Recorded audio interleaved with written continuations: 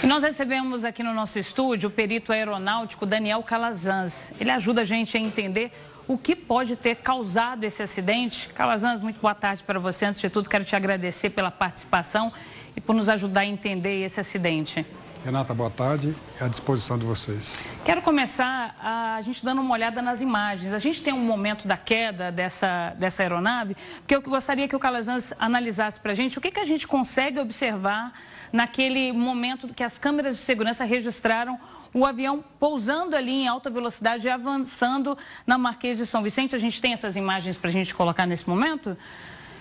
Eu gostaria que você comentasse para a gente, Calazans. É claro que é tudo muito prematuro ainda, recente, né? Tem toda uma investigação para acontecer, mas o que a gente consegue observar naquelas imagens que têm circulado tanto do momento em que a aeronave toca o solo ali? A gente consegue se atentar, olha só, a gente vê o momento exato, você vê que a avenida estava com muito movimento, por sorte, o sinal estava fechado no momento, você vê quantos carros estão ali, olha, parados para atravessar, no momento exato em que a aeronave vem, toca o solo e já a gente vê a fumaça subindo ali. O que a gente consegue se atentar nessas imagens?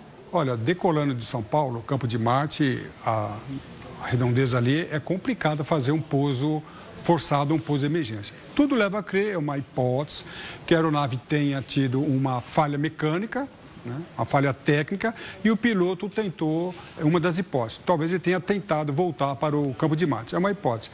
Mas ali é complicado, porque nessa região você não tem uma boa opção. Se não conseguir alcançar o aeroporto de partida, como uma alternativa de emergência, as opções ali são raras, né? Uma delas foi a opção do piloto pousar numa avenida. Só que a avenida fica muito difícil você planejar um pouso de emergência. Você tem poste, você tem árvore, fios de alta tensão. Então fica aí eu acredito que o piloto tenha tido a falha mecânica e raras alternativas para fazer um pouso mais seguro. A gente consegue ver nas imagens que a aeronave ela sai arrastando o que ela vê pela frente. Mas, em especial, o que chama a atenção é que ela toca um coqueiro. No momento em que ela está se aproximando ali, olha, do solo, ela toca um coqueiro.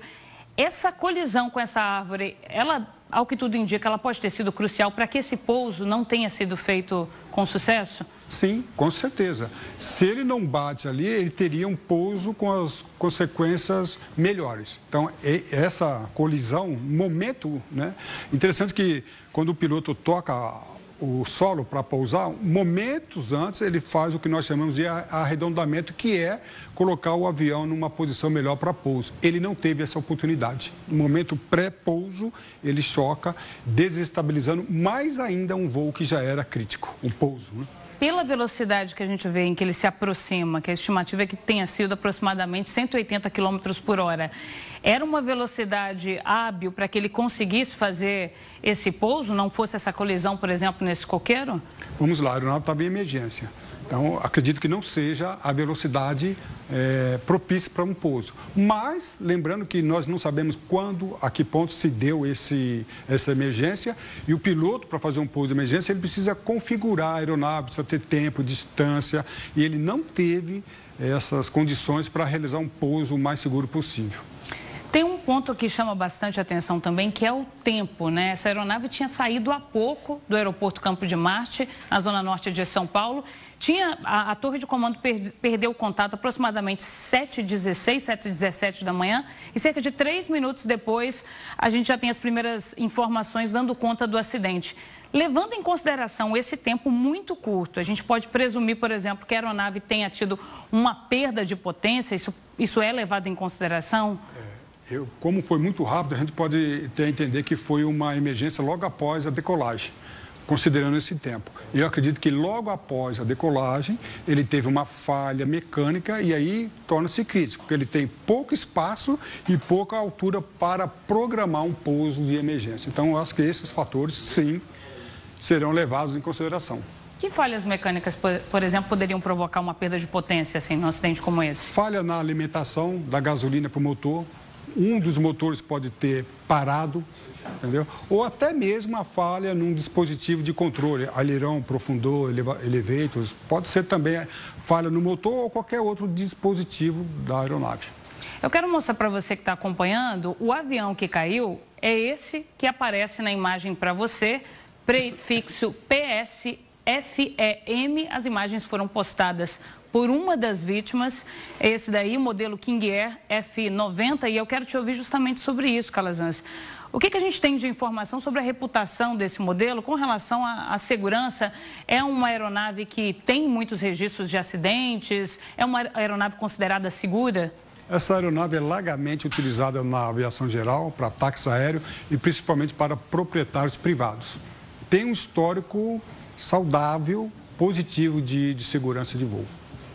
É um bimotor? Bimotor. Para quem está acompanhando, para a gente que é leigo entender, o bimotor significa que se houvesse uma falha, por exemplo, em um dos motores, ela teria condições de continuar o voo tranquilamente. Em tese, todos os aviões bimotores, falhando um dos motores, ele tem condições precariamente de voar, realizar um voo emergencial, desde que ele esteja dentro da configuração. Então, para que um avião voe, monomotor em caso de emergência, tem que estar com peso adequado, velocidade adequada, são vários critérios. Em tese, ele voaria monomotor até um local que pudesse minimizar as consequências de um pouso por emergência. Esse modelo é um modelo de 1979, um modelo que deixou de ser produzido já depois de 1983, e as informações dão conta que essa aeronave, ela era de 1981. É um tempo considerado ok para uma aeronave em funcionamento, porque numa comparação automática as pessoas tendem a comparar já com um automóvel, por exemplo. Para uma aeronave não é considerado muito tempo de voo. É muito comum fazer essa comparação. A aeronave antiga e insegura não tem essa relação. Desde que a aeronave